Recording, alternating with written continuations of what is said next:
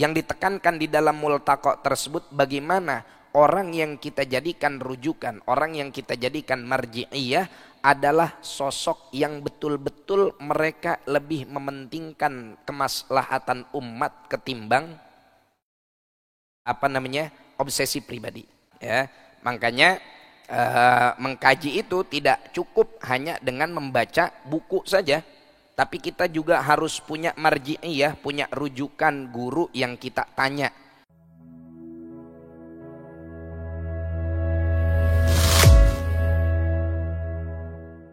Ya, makanya mengkaji itu tidak cukup hanya dengan membaca buku saja. Tapi kita juga harus punya marji'iyah, punya rujukan guru yang kita tanya. Guru yang kita kita jadikan sebagai sandaran saat kita tidak memahami sesuatu, mereka yang menjelaskan. Dan di dalam salah satu yang dibahas di dalam hal tersebut, bagaimana seorang marji'iyah yang bisa kita cari adalah sosok yang betul-betul telah teruji secara keilmuan dan juga kepribadiannya. Nanti ini di poin-poin ini akan saya berikan, ya, bagaimana itu betul-betul teruji secara keilmuan dan kepribadiannya. Maksudnya gimana? Secara keilmuan sudah barang tentu yashhad alaihi man yu'asiruh, orang-orang yang yang ada di sekitarnya, ulama-ulama yang ada di sekitarnya mengakui keilmuannya. Dan bukan hanya sekedar keilmuan, Pak. Yang ditekankan di dalam multaqo tersebut bagaimana orang yang kita jadikan rujukan, orang yang kita jadikan marji'iyah adalah sosok yang betul-betul mereka lebih mementingkan kemaslahatan umat ketimbang obsesi pribadi, ketimbang keinginan pribadi. Nah, ini sorohat terus terang, ya, bukan nggak bisa, tapi memang agak sulit di zaman seperti sekarang ini.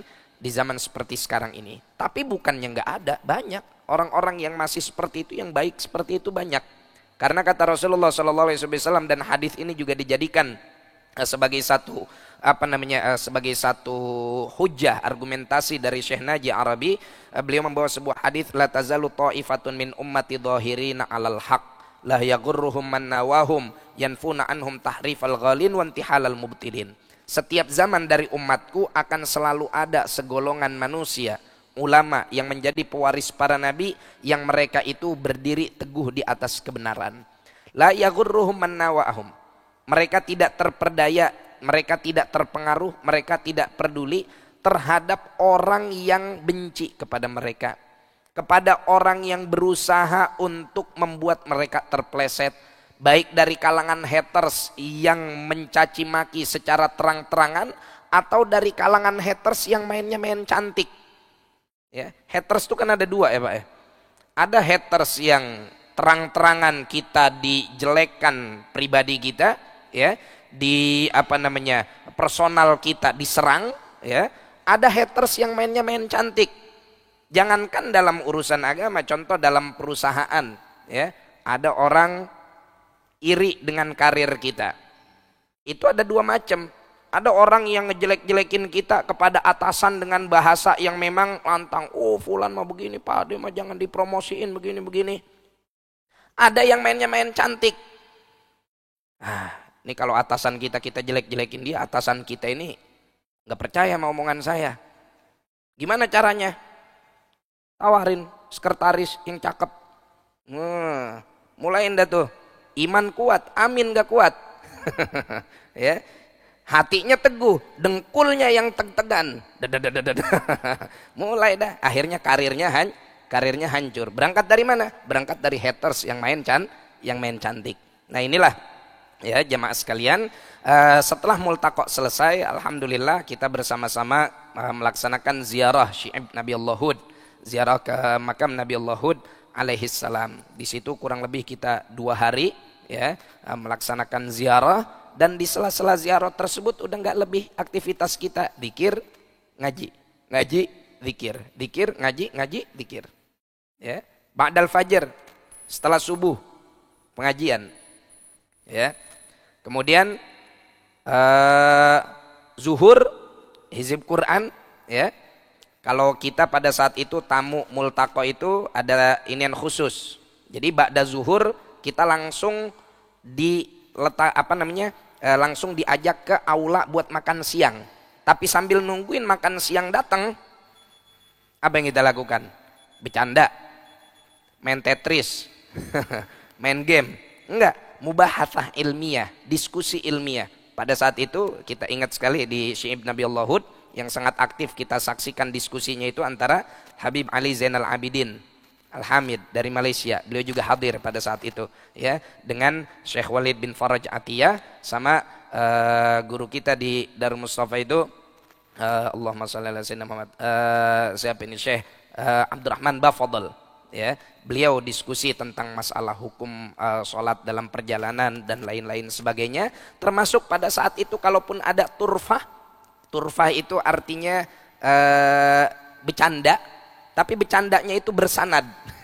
Bercandanya itu bercanda yang ilmiah. Karena pada saat itu kita masih ingat sekali di dalam sambil kita nunggu makan siang itu ada bercandaan yang disampaikan oleh Syekh Walid bin Faraj Atiyah itu tentang kisah Al-Imam Abu Hanifah. Ya, di zaman Al-Imam Abu Hanifah ada orang diuji sama istrinya. Bininya bawel banget. Ya, ujian ini. Ya, dan istri bawel itu bisa naikin derajat. Masya Allah. Oh, Syekh Abu Bakar udah dapat ilmunya tuh.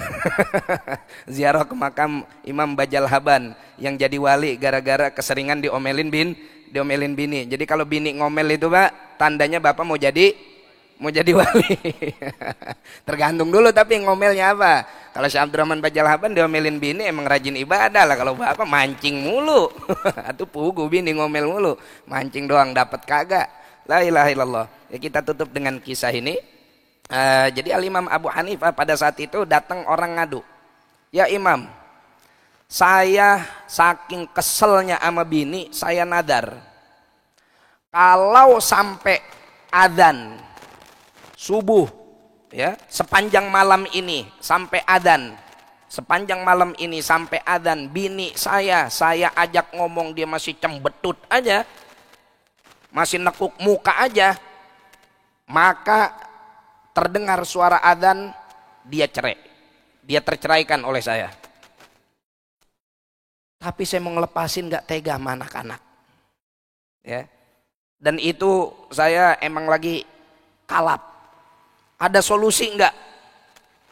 Kata Imam Abu Hanifah, begini aja nanya sama gue. Begini aja nyari solusi dah. Walhasil Imam Abu Hanifah manggil salah satu muridnya. Ya fulan, kita udah lama nih nggak ngejalanin sunnah Nabi. Sunnah apa itu? Sunnah adzan pertama. Azannya Abdullah bin Ummi Maktum. Ya kan? Dan itu ditarim dikerjakan. Pada saat itu, Ustaz ini udah azan? Enggak, belum, ini baru azan pertama. Baru azan pertama. Baik, udah. Kenapa?